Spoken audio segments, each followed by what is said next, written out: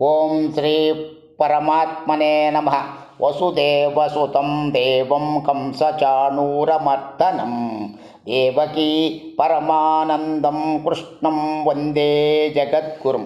ప్రియ భగవద్బంధువులారా, ఇంతవరకు మనము 3వ అధ్యాయం 9వ శ్లోకం వరకు అర్థములను తెలియజేసుకున్నాం.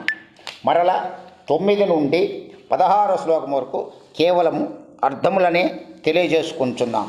కావున గమనించగలరు. ఓ అర్జున, యజ్ఞార్థము చేయబడు కర్మలలో గాక ఇతర కర్మల యందు నిమగ్నులగుట వలన మనుష్యులు కర్మబంధములలో చిక్కుబడుదు. కనుక నీవు ఆసక్తిరహితుడపై యజ్ఞార్థమే కర్తవ్య కర్మలను చక్కగా ఆచరింపుము.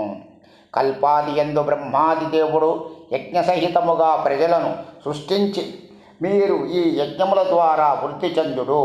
ఈ యజ్ఞములు మీకు కామధేనువు వలె కోరిన కోర్కెలనెల్లా తీర్చును అని పలికెను. ఈ యజ్ఞముల ద్వారా మీరు దేవతలను సంతృప్తిపరచుడు, మరియు ఆ దేవతలు మిమ్ములను అనుగ్రహింతురు. నిస్వార్థభావముతో మీరు పరస్పరము సంతృప్తిపరచుకొనుచు పరమశ్రేయస్సును పొందగలరు అని పలికెను. యజ్ఞముల ద్వారా సంతృప్తి పొందిన దేవతలు మీకు అయాచితముగానే ఇష్టములైన భోగములను ప్రసాదించెదరు. ఈ విధముగా దేవతలచే అనుగ్రహింపబడిన ఈ భోగములను ఆ దేవతలకు నివేదన చేయక తానే అనుభవించువాడు నిజముగా దొంగయే. యజ్ఞశిష్టాన్నము తిను శ్రేష్ఠ పురుషులు అన్ని పాపముల నుండి విముక్తులైకెదరు. తమ శరీర పోషణ కొరకే ఆహారమును సిద్ధపరచు కొను పాపమునే భుజింతురు. ప్రాణులన్నీయు అన్నము నుండి జన్మించును. అన్నోత్పత్తి వర్షము వలన ఏర్పడును. యజ్ఞము వలన వర్షములు కురియును. విహిత కర్మలు యజ్ఞములకు మూలములు.